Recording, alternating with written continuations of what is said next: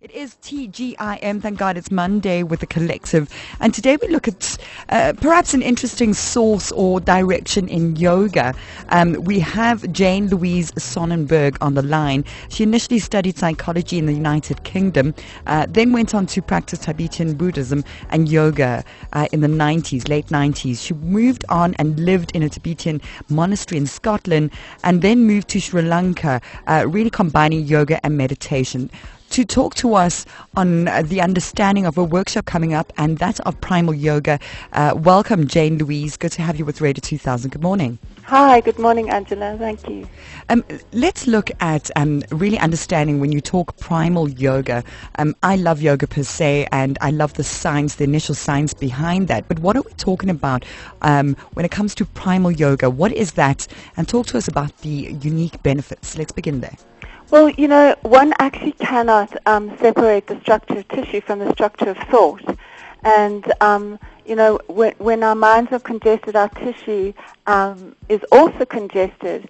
And so the difference between primal yoga and traditional yoga is still working with very linear movement, very linear posture. Mm-hmm. And that's also, in a sense, imposed. I mean, whether it's imposed by some sort of enlightened, awareness or consciousness, it's still imposed, and it's still imposing a one-size-fits-all kind of routine on our bodies, and all our tissues are configured, and our visceral lines are configured in a very different way according to our traumas and our context and our life experiences. And so, in a way, yes, yoga, traditional yoga has a benefit. It gets us to relax. It gets us to be more embodied. But primal yoga gives us the scope to start to find our own choreography. And that choreography comes from accessing what we call the fluid system and discovering that the spine actually moves by itself because it is actually part of that fluid system. And it's quite a joy to actually discover that we are movement. We don't actually move. And it's an innate kind of really deep connection that we have with everything else in the universe. I mean, we are primarily water, and so is the whole universe. And so it does give one access to a kind of effortless sense of being, in one's body. And it's also dealing much more with the reptilian brain, which is not a language brain. It's not a cognitive brain. It's very primitive. It's a brain that's really linked to billions and billions of years of evolution, and we have the sort of scope of many years of that. Like, for example, the octopus, the way that it moves, and actually, if an octopus, for example, lost one of its tentacles or it was lobbed off, it would grow back again. Indeed. Because it's in this completely non-differentiated interface with this incredible intelligence that sort of has created nature. Jane-Louise, I find it very interesting. You've mentioned the spinal cord, the fluidity, movement, motion, connectivity, and yes, as much as we can understand that, I mean, what would be the difference between, say, your primal yoga? Is it linked to Kundalini, which is the deeper expression of the yoga forces? And very briefly, what is your biggest lesson or teaching been in hoping to touch those through yoga? It's a very good question with the Kundalini yoga thing, because the motive, the motif for Kundalini yoga is, the serpent. And again, in primal yoga, what we're actually accessing is not so much a concept of energetic, kind of awakening through the spine, but actually very physical. You actually start really to feel that movement that's, in your actual practice.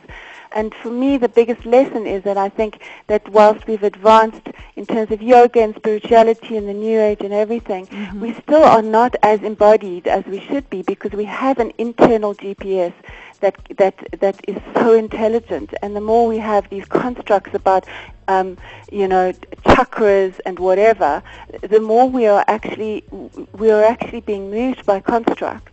And so my teacher, he was Gurudev Singh, who actually was linked to Kundalini Yoga, always had a wonderful saying. He always said a spiritual person is a person who meets reality whilst I think a lot of the time yoga is used to, in a way, to kind of transcend reality. Indeed. And this is very different in its approach, because it's almost like bringing the transcendent into form, into matter.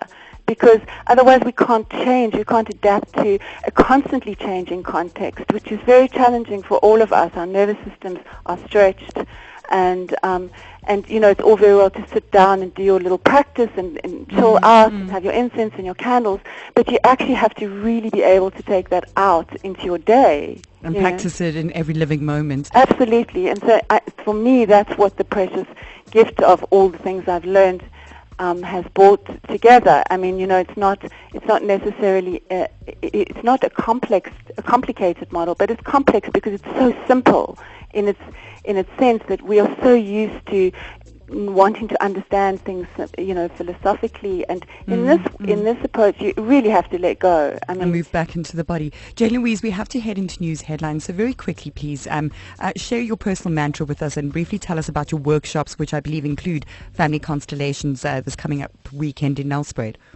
Well, I think my personal mantra really is that we are really connected. We really, really are all connected. There's no escaping that. So that really does lead into both the workshops, which are Primal Yoga and Family Constellation, which is where we are ruled by this morphogenic field, which is a scientific phenomenon. It's the same field that birds use to fly in formation, and they don't have a little board meeting. It's a tacit arrangement, and so we are ruled by that field in our family system and in our cultures and in our inculcations. And both these modalities are opportunities to find out what our own unique individual expression is, and to actually sort of find or discover our own destiny, so that we are not subconsciously subscribed or kind of compelled by these unconscious, years and years and years of conditioning and layering. So it's an opportunity really to be freer. To be freer in oneself and to be more unique and individual in one's expression. I love the way you talk. I love the way you really paint the picture. Thank you. How can people get hold of you? Is there an email address? They can get me at Juanalila, which is JUANALILA at hotmail.com. Thank you so much for your time this morning. Thank you so much, Angela. We were speaking with Jane-Louise Sonnenberg regarding her upcoming workshops in Nelspruit, Primal Yoga, Family Constellation. It is TGIM, thank God it's Monday with the collective. And today we look at perhaps an interesting source or direction in yoga. We have Jane-Louise Sonnenberg.